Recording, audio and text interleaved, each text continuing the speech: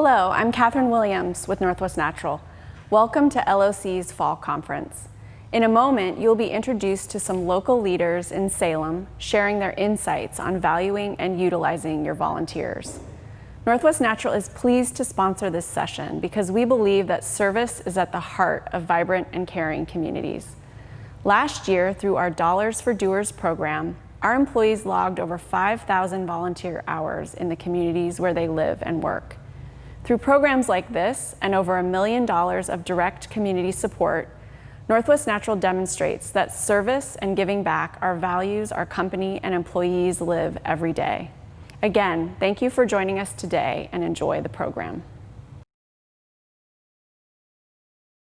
Welcome everybody to the Valuing and Utilizing Your Volunteers panel discussion. Where Salem is the focus of this. Salem has a vibrant, enthusiastic volunteer community. And so our panelists today are Marilyn Daly. She's the manager at Center 50 Plus in Salem. Tibby Larson has been with the City of Salem Parks for 19 years. Jackie Leung is a city councilor for Ward 4. Ashley Folgate is the senior librarian and Operation Bookshelf Program Coordinator for the Salem Public Library. Mackenzie Addix is a senior library assistant at Salem Public Library, and Lola Hackett is the volunteer registrar for CERT trainings. So we have a great panel today to talk about their experiences with volunteers, and I'm going to toss it to Tibby, who is going to take over from here. Thank you. I'm Tibby Larson. I'm the volunteer coordinator for City of Salem Parks. We have several members of our team here today to speak with us about our volunteer program and the topic of the session today, which is valuing and utilizing your volunteers.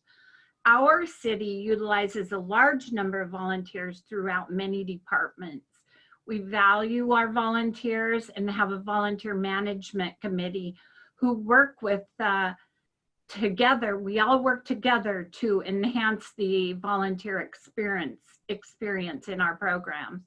In 2019, our HR director bought a software program called Volgistics for us.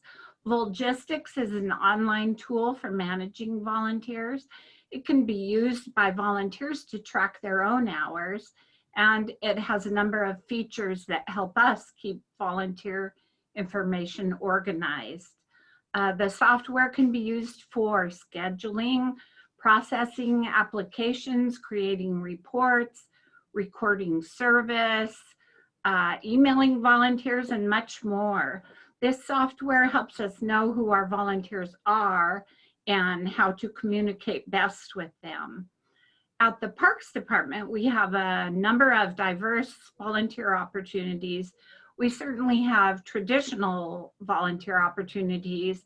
That would be people who show up one morning every week to work in the garden.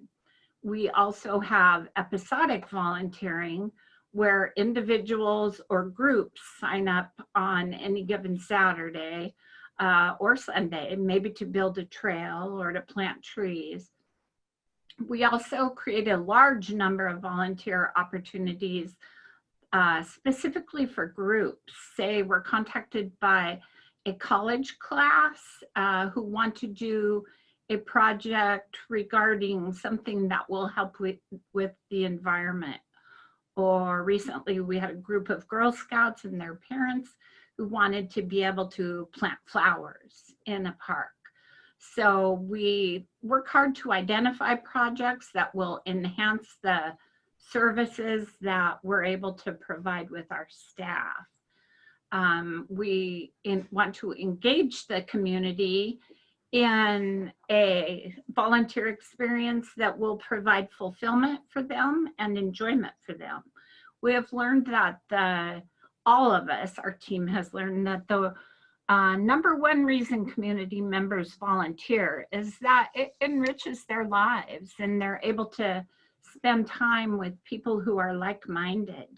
We've also learned that one of the big barriers to recruiting volunteers is that people don't know where to look. They don't know how to get involved.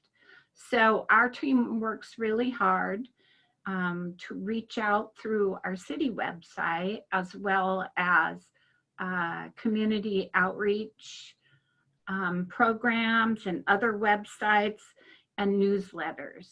Volunteers appreciate getting an inside look at the workings of their city, and they enjoy learning about the impact that they're able to make on the city.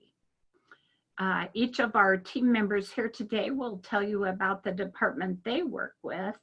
And now I'll introduce you to another volunteer management professional, Mackenzie Addix.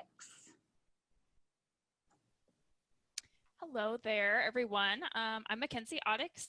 I'm a senior library assistant here at Salem Public Library in the circulation department. And I'm also one of the co-coordinators for the volunteer program here at the library. And I also am the point person for the Volgistics software at the library. And I do have some slides to share, so let me open those really quickly. Okay, so I just want to give you kind of an overview of our volunteer program at the library. And I should mention that the main library is currently closed for a seismic and safety upgrade. And we will return to that building in the summer of 2021. So our volunteer program is on hold, at least partially, until we return to that building. So I'm really excited to talk to you all today about who are our library volunteers and some of the ways that we appreciate them for their service throughout the year and how we have used Volgistics at the library. So a little bit about the who. We have volunteers from all sorts of diverse backgrounds and demographics in the Salem area. I think one of the really special things about the library is that it's a place where community members of all ages can come together and work for their community, supporting what the library does for all different age groups, from middle and high school students all the way up to adults and retirees. Our volunteers range through all of those age categories. And it's really great to see the generations able to work together here at the library. And in 2019, we had approximately 260 different individuals from the community volunteer with us at some point and in some capacity at the library, which I think is pretty amazing. Basically anyone who loves the Salem area, there's a place for them at the library. A little bit about what they do for us at the library. They help with special events and programs throughout the year. They help with cleaning and repairing materials and processing new materials to add to the collection. So putting the plastic covers on the outside of books, the RFID tags, radio frequency identification tags that track our materials through the system. They shelve books, of course, and they process hold requests from people in the community, and so much more. That's just a small list of all the things that our volunteers help us with throughout the year. And a little bit about the why. Like Tibby said, our volunteers just love the Salem community. They want to be involved in serving the community. Many of our volunteers enjoy the social ties that I mentioned, generations able to work together. And a lot of our volunteers will often come in for their shifts and work with a spouse or with a friend or a sibling. So maintaining those social ties is important. We also had one gentleman who had recently moved to the Salem area and was looking for a way to get connected and to meet people in the community. So that brought him to our doors, and we were so happy to have him and get to know him. And then book and tech lovers, we have our share of those, and they love connecting with people who have shared interests and working in a place that just surrounded by books and technology. And then in the circulation department specifically, we have many volunteers who enjoy organization and who are very good at it. Some of our adult volunteers will come in for their shift after a busy day at home or at work, and they'll grab their carts, put those in order, and just spend their hour shelving books. And it's almost a meditative process for them in some ways, a way to kind of reorganize and regroup after a busy day. And here we have a book tornado, which is sometimes what it feels like working in the circulation department. We have a collection of over 300,000 materials at our main library, many of which are in storage right now for the seismic upgrade project. And then in 2019, we circulated over 1.5 million items. And our volunteers in the circulation department, they help us shelve approximately 65 to 70% of those materials as they get returned. There is no way we could serve our community this well and circulate this many items without our volunteers. So appreciation is extremely important to what we do with our volunteer program.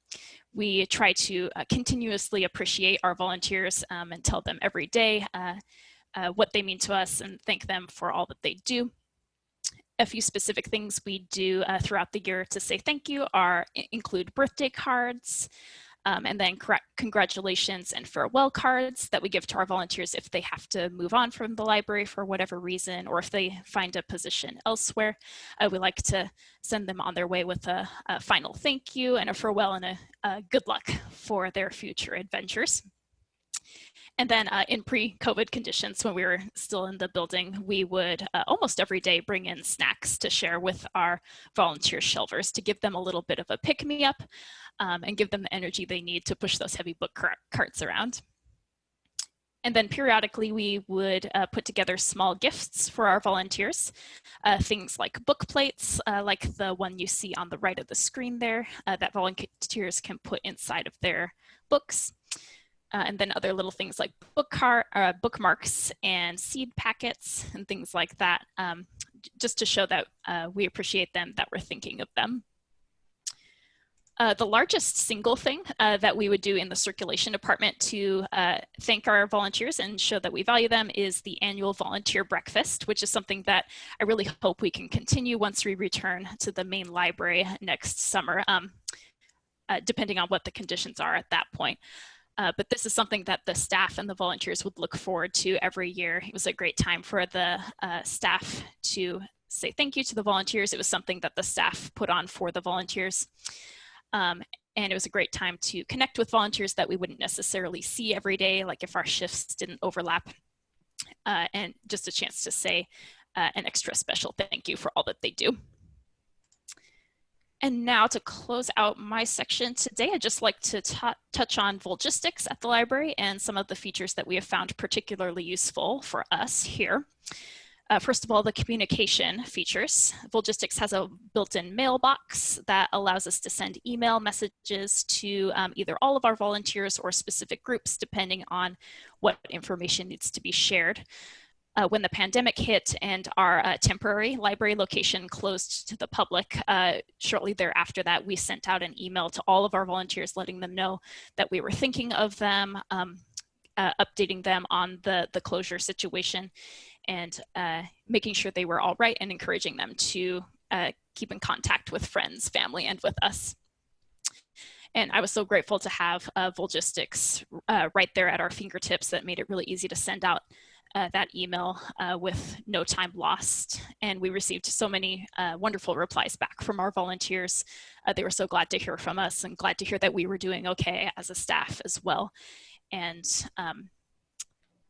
I was just really grateful for that. When the pandemic, kind of the craziness surrounding that hit, it made it more manageable. And we have continued to send out monthly updates to our volunteers since then. And then the service records feature is really one of the strengths of Volgistics and something that we have found useful. When we were at the main library, we set up a sign-in kiosk where the volunteers would sign in and sign out at the beginning and end of their shifts. And then that kiosk, it tracked all of those service entries into Volgistics, which eliminated the need for staff to spend time manually tracking and entering all of those service records, which saved a lot of staff time. And then the scheduling feature, I wanted to touch on as well. It was extremely useful during the packing and move out process for the main library earlier this year in February. When we were getting ready to pack the collections, the volunteers had been asking if they could help, and we wanted to include them, and we knew we would need their help. So what we did was we used Volgistics, the calendar feature, to create open slots that the volunteers could then view on that sign-in kiosk. And they could choose any slots that they were available for and interested in helping with and sign themselves up for it. So it made it really easy for staff to go in each day and just check the schedule and see exactly who was coming in and when. And it made it really easy to arrange our packing crews around who was coming in that day. Again, I was really grateful to have Volgistics during that whole process. It made what could have been a very complicated process and made it more simple, at least as far as the scheduling went. And I was so glad that we could include the volunteers in that project. It was very fun. All right, and that's it for me. Thank you for listening today, and I hope you enjoy the rest of the panel. And I think Ashley will give you some more specifics of our volunteer program. I hope you enjoyed that overview. Thank you for watching. Thank you, Mackenzie. And that's right, our next panel member is Ashley Folgate, also from the Salem Library. I'm gonna go ahead and share my screen. So I'm Ashley Folgate. I'm a senior librarian at the Salem Public Library, and I'm the coordinator of a very unique program called Operation Bookshelf. I've been serving in public libraries of various sizes for about a decade now. And today I'd like to cover kind of some specialized areas where library volunteer work and community service excellence meet. Talking through working with the Assistance League of Salem-Keizer, preparing volunteers for a service interruption, and working with the Salem Public Library Foundation to create a community-wide annual reading event. So I have a slightly different perspective than Mackenzie, just because I focus in on a niche corner of the library and Mackenzie has more of a helicopter view. So I work in a corner of the library where kind of senior outreach and volunteerism collide. So I coordinate the Operation Bookshelf program, and that serves homebound citizens in the Salem area who can no longer visit the library in person. And this delivery program is only made possible by an endowment and volunteer support from the Assistance League of Salem-Keizer. This is unique because it means we're coordinating our efforts to make sure they align with the goals and values of both organizations. So at times, this kind of feels like a quirky family. And at other times, it very much feels like a business relationship. Every 3 years, we do take the time to enter into an agreement with the Assistance League of Salem-Keizer, which covers all of our legal bases, and it also sets expectations and deliverables for each group to bring to the table. As Mackenzie mentioned, during the early part of 2020, the Salem Public Library got ready to leave our 90,000 square foot facility so that it could undergo a seismic retrofit and renovation. And this project was funded by a successful bond back in 2018. So in preparing for this move, Operation Bookshelf was actually the first part of library operations to move, and we moved over the river to the West Salem branch. So with the volunteer partnership dynamic being absolutely key to my program, this presented an important communication moment. As plans started to take shape, I knew almost immediately that we would need to actually close the delivery program for 1 month to make sure we could pull everything off.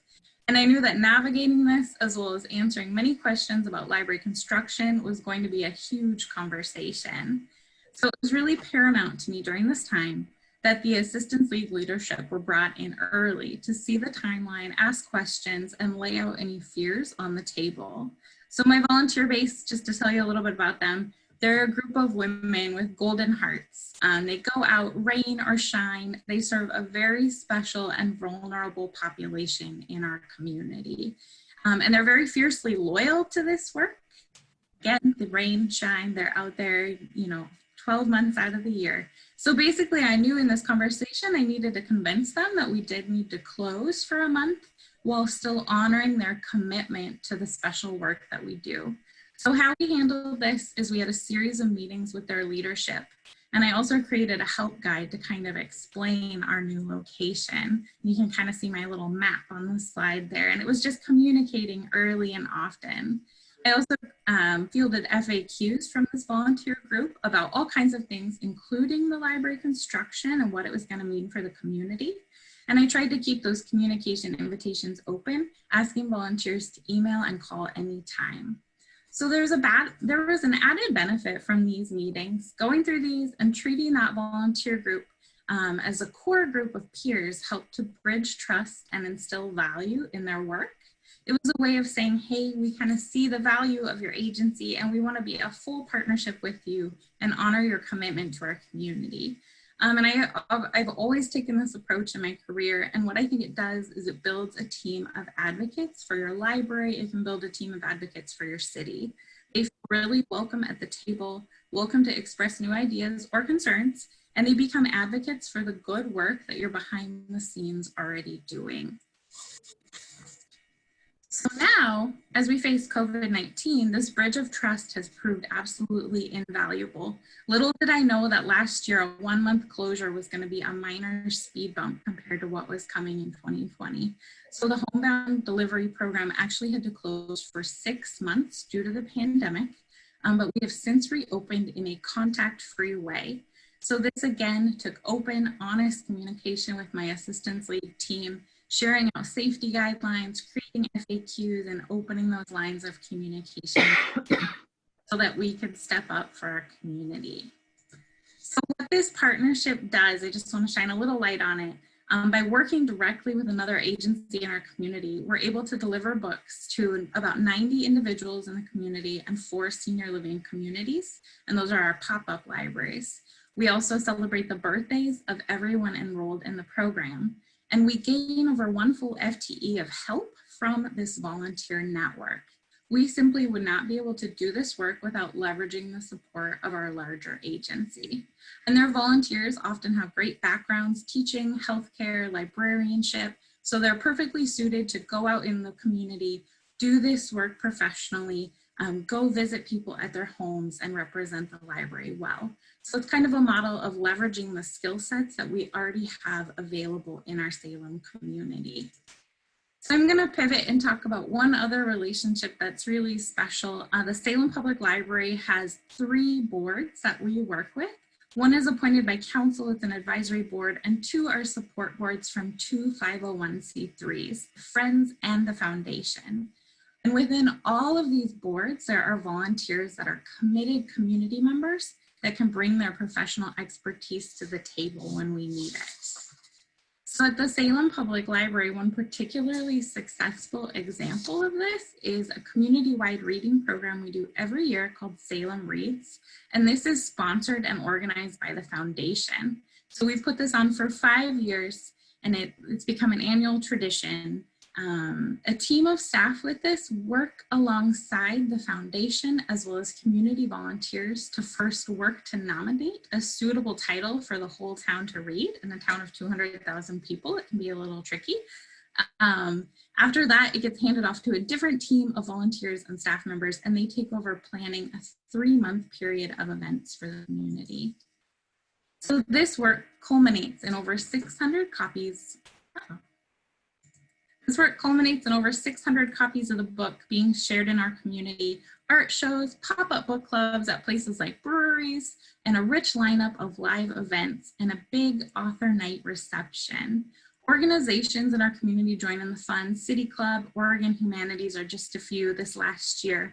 We also involve our local schools and school librarians. And again, this is only made possible by being at the table with a dedicated core group of volunteers.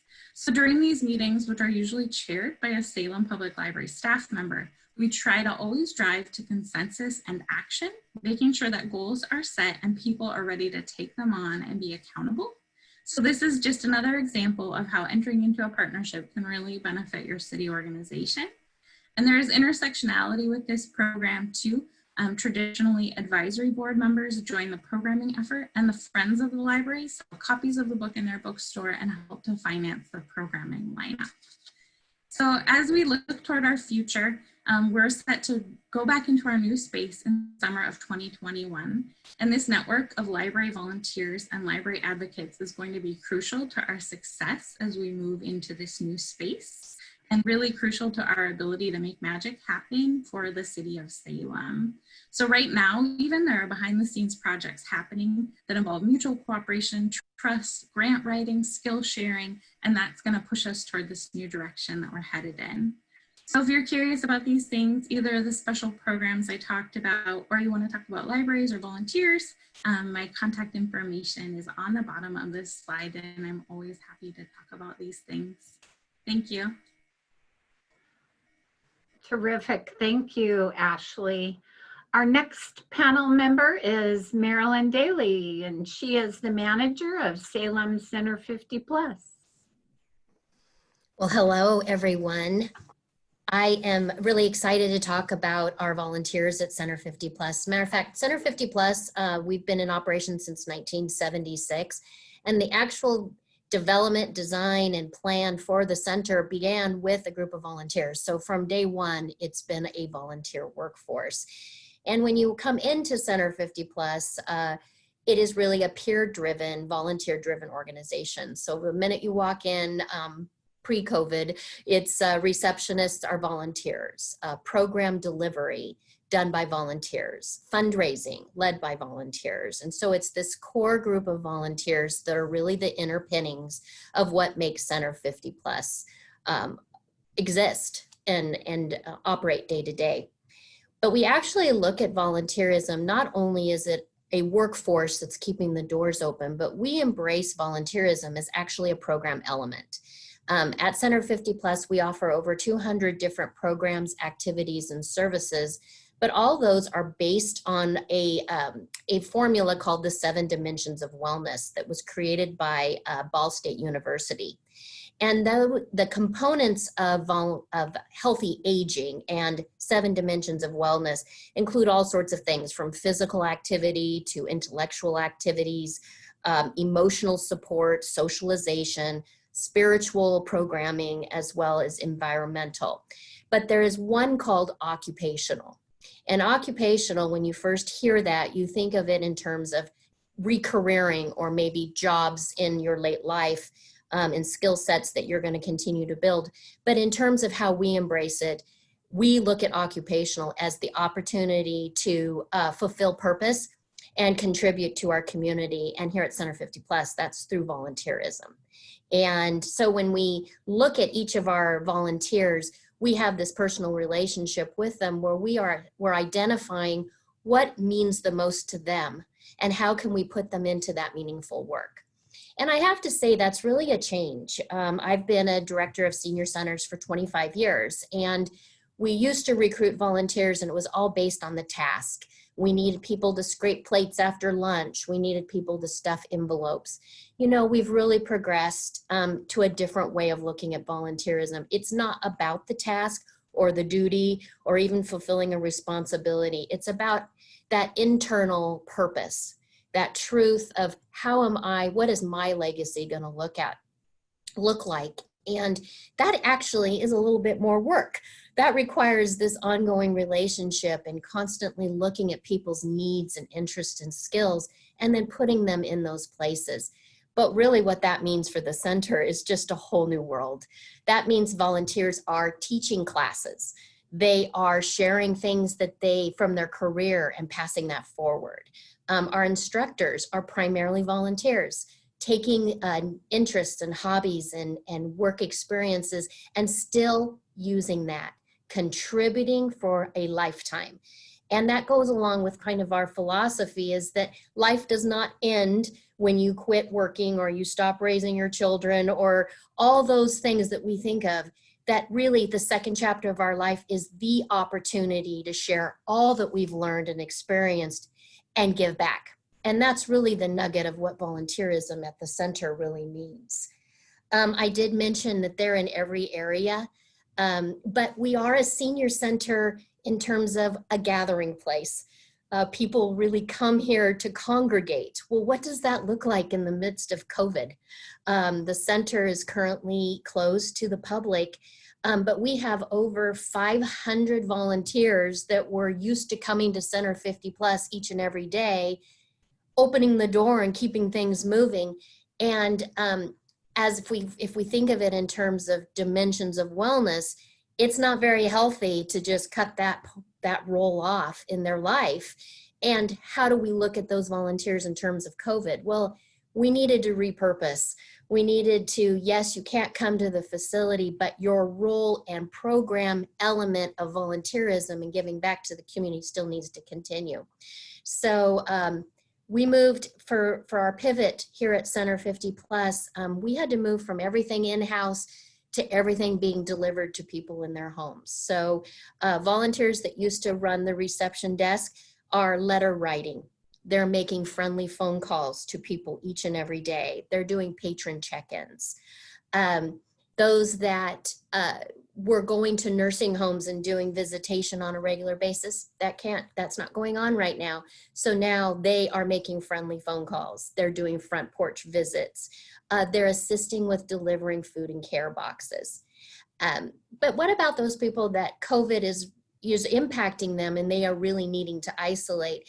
We had to look at that in a different way. We had to say, okay, what kind of volunteer duties can we take to their home that they can do from their home?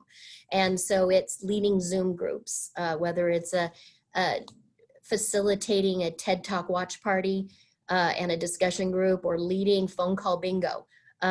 We took those volunteer duties to their homes so they can continue. Center 50 Plus follows a friendship model. And the reason I mention that is that's probably why people volunteer here. They see themselves as helping their friends. Of our 511 volunteers, they give about 78,000 hours a year. But when asked, why do you volunteer? The number one was community support needs, followed by form lasting bonds of friendship. And so when they are coming and providing volunteer duties, they're actually seeing it as, I'm helping my neighbor, I'm helping my friend. And so COVID didn't stop that. It just, as a matter of fact, increased it. And people were really digging deeper in terms of being available to support their neighbor, support their friends. But as an organization, we just had to be a little more clever about how do we keep that going. We do have a variety of volunteer groups that are not just about supporting Center 50 Plus.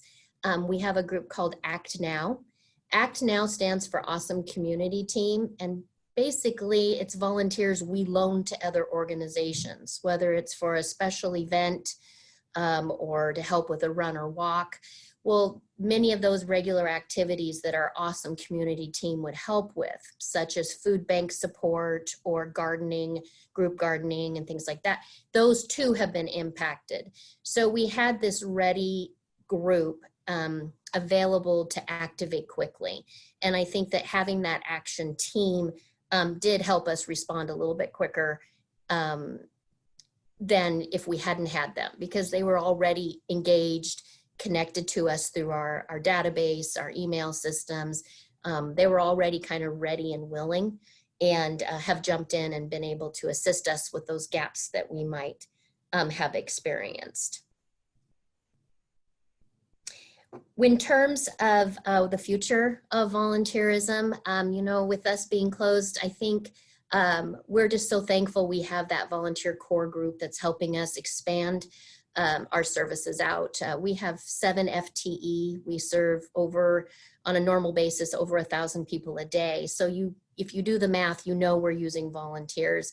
We would not be able to serve our 11,000 patrons if we did not have all of these volunteers stepping forward and assisting us with reaching out to our community members. I think what I love most is there's this sense of, I would say, organizational commitment, where they really feel like they're a part of, they have this real sense of ownership about our success, and that they're serving their friends and they're serving their community, and they have chosen to be here because of something they're very passionate about. But at the same time, there's always still a balancing act. There is a balancing act between total ownership and going rogue. And so assisting our volunteers in moving forward with the same pulse, in the same direction, and people having that that real collaborative idea process, that does require some supervision and some monitoring and some management. When I talk about volunteers are running the whole center and how awesome that is, that peer-driven model, I'm often asked, well, how do you maintain it so you don't slip away from your mission or you slip away from your focus of your programs and services? And I will say that that would be one real big learning experience is you do have to maintain that structure. You do need people to check in and monitor their hours. You do need them to fill out applications. There is so many processes. And when you are primarily a volunteer-driven organization, you do have to constantly go back to those key elements and say, yes, those are still important. We still need those done, especially in times of crises. With the pandemic, it was quick. When you want to respond so quickly, it is easy to slide out of the norms that are so important to protect your organization, but to protect your volunteers themselves. And I know that that was an area that we had to just really get back to, is our core values of processes and things like that. When we move into crises, and I think we've even seen it during this most recent wildfire time, it's easy to move into a mode of get her done and neglect those real principles. And lessons learned, those are so important, and we need to always return back to those great processes. So in terms of, Center 50 Plus, we've weathered some storms and we've really enjoyed some of the growth that we have experienced during COVID. Number one, we are not all plugged into technology. We're a senior center. And so our volunteers remind us of that on a constant basis. They still like their phone and they still like to get mail, and nothing changed in terms of COVID. They knew what people were going to need from us to get the services delivered to their home. They were the ones that were saying, internet isn't going to reach all our folks. We need to letter write, phone call, drop on by their front porch. And so that pulse of our volunteers fully engaged in the community, feeding us information, has allowed us to weather many of those, our most recent storms. And again, Center 50 Plus just wouldn't exist without our volunteers. And so when we talk about it, we're proud in terms of how we utilize volunteers. We think that peer-driven model is just really important for the total health and aging process, and that desire to remain connected and contributing to your community for a lifetime. We feel like that's the business we're in, is keeping people in that mindset. So I appreciate the opportunity to talk about Center 50 Plus, our volunteers, the backbone of all that we are here. And thank you very much. And it was an honor being with these other great volunteer coordinators to talk about this. Thank you, Marilyn. And I think next we'll have Lola Hackett, who is with Salem CERT, and she will talk with us about the CERT program. Oh, thank you.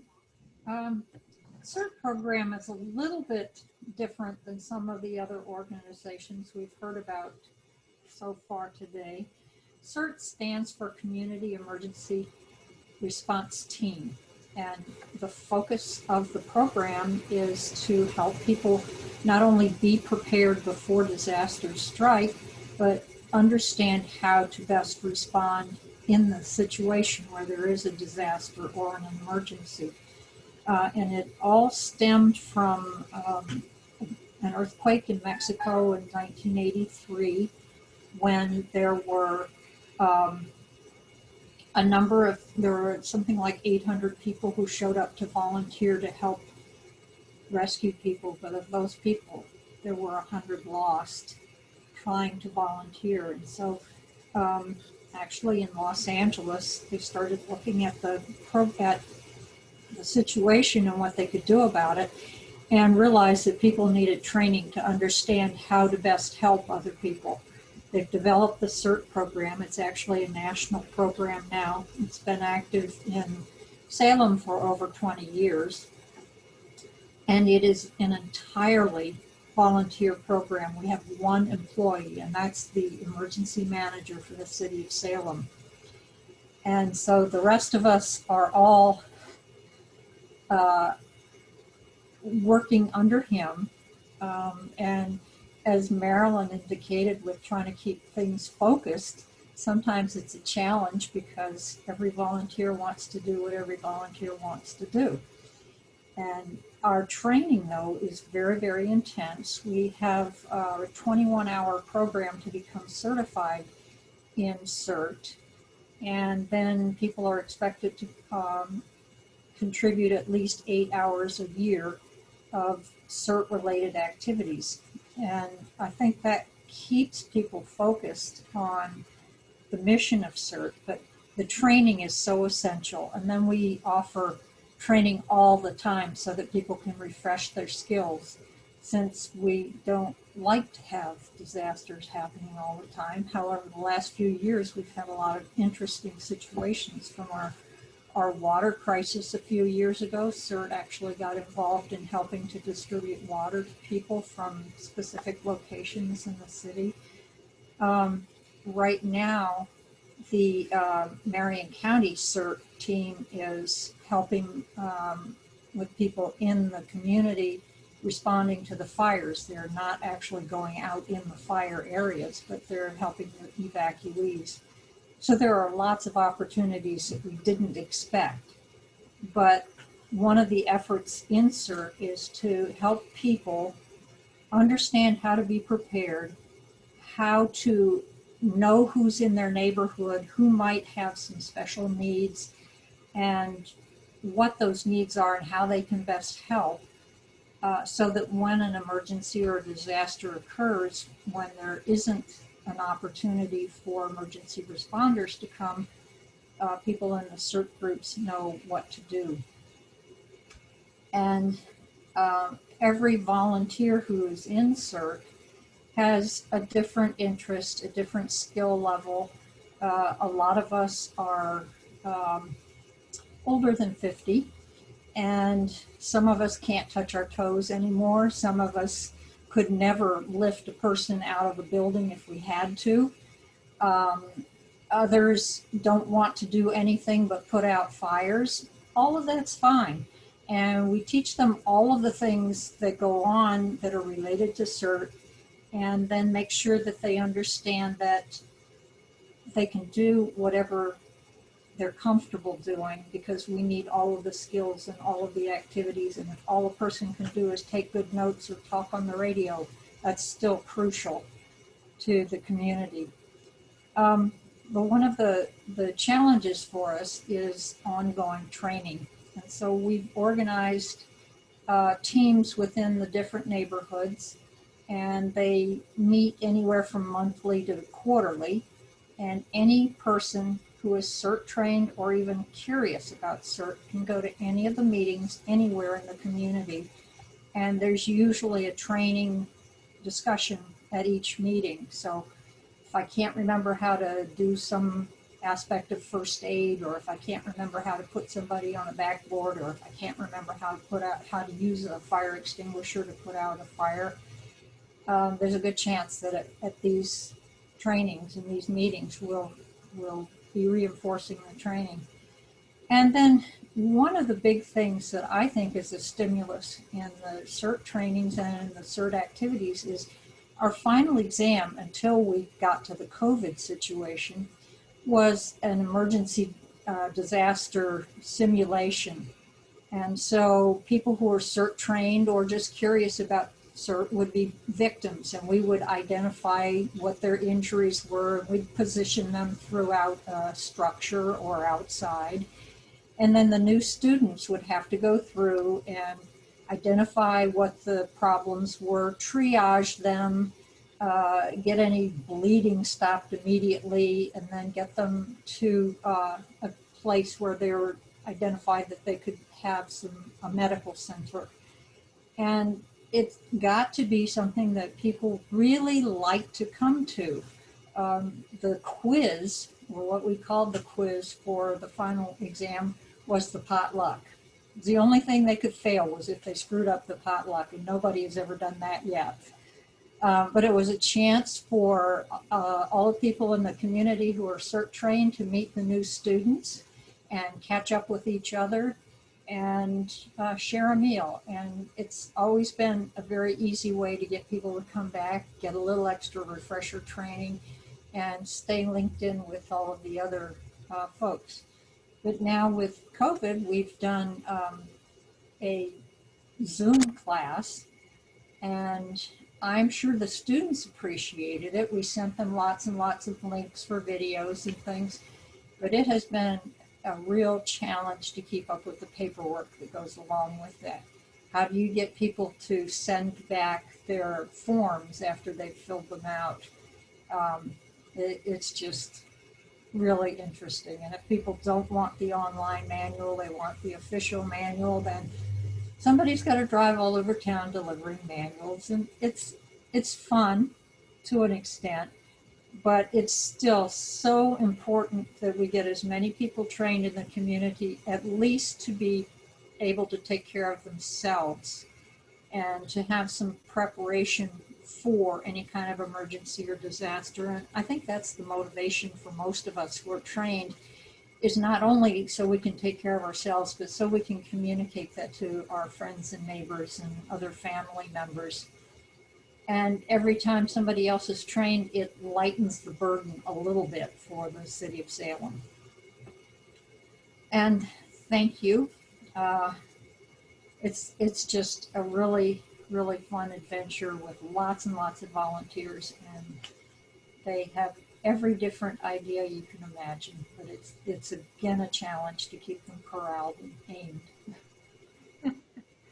Thank you, Lola. And our last presenter today is one of our city councilors, Councilor Jackie Leung. Thank you. Hi, everybody. Thank you for joining us. So for me, I feel like volunteers are what make or break an organization. And this is especially important when we're thinking about government. For example, while I am an elected person in office, this is a volunteer position. There are also boards and commissions from the city to the state level where volunteers are needed to represent and to provide their valuable experiences.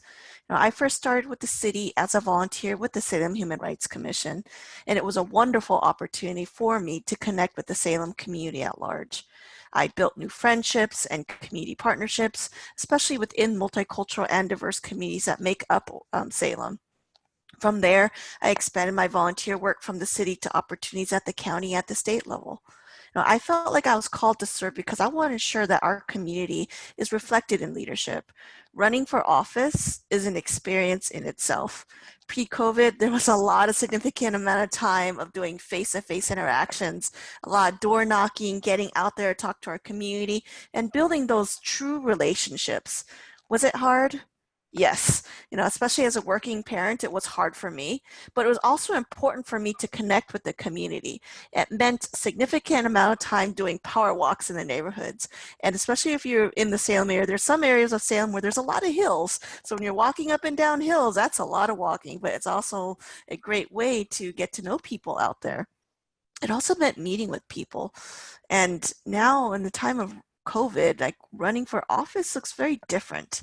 It now means how do you connect with people, whether it's social media or other virtual platforms, to be able to get our message across, and how do you connect with people in a way that still keeps everybody safe, but also still gets the word out that the importance of getting to know who represents you in office. And, most important for me, and I've learned this over time, is, I'm the second person of color to actually sit on the Salem City Council, the first Asian Pacific Islander. And we need to ensure that we have representation at all levels, from the city to the county to the state. When we make decisions, we need to ensure that people who are in office are accessible. This means meeting where people are, not expecting them to come to us in an office, but as a city councilor, we don't actually have an office anyway, so it's more like meeting people outside wherever that space may look like. It also means ensuring that our leadership reflects our community. On our Salem, City of Salem webpage, there's ways for people to actually get involved. I'm going to do a quick screen share, so give me a moment while I do that. Hopefully you could see it. So what I have it on right now is the cityofsalem.net/volunteer webpage. You can see right here, there's different ways to get involved, either in the board as a board of commission, in the Salem Parks, doing a block party, hopefully maybe next year at this time, neighborhood opportunities, including neighborhood associations, which are also vital and important for our communities, opportunities within the police department, as well as some of the other speakers who talked earlier about opportunities within the library, Center 50 Plus, also the CERT emergency response team.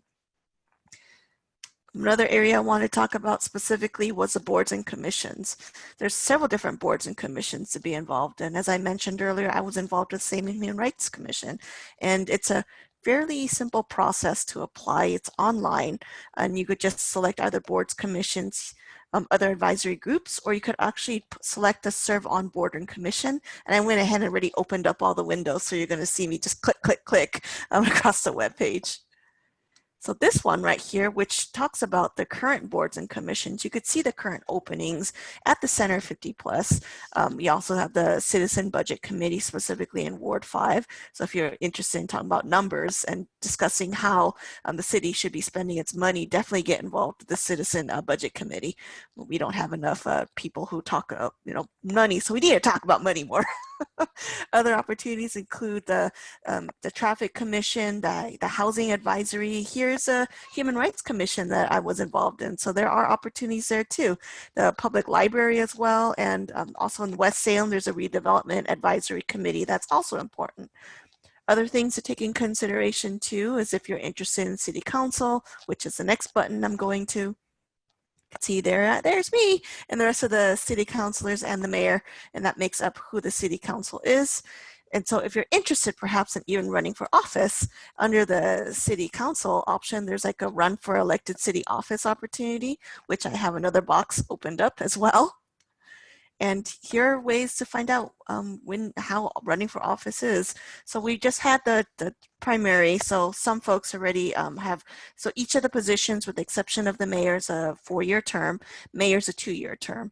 So some folks, this already was pretty much done and over with, but then in about 2 years, we'll have several city councilors who will be up for office again. So be sure to take a look at this for more information about the elected city office positions, and that talks about the term and how to become a candidate if you're interested.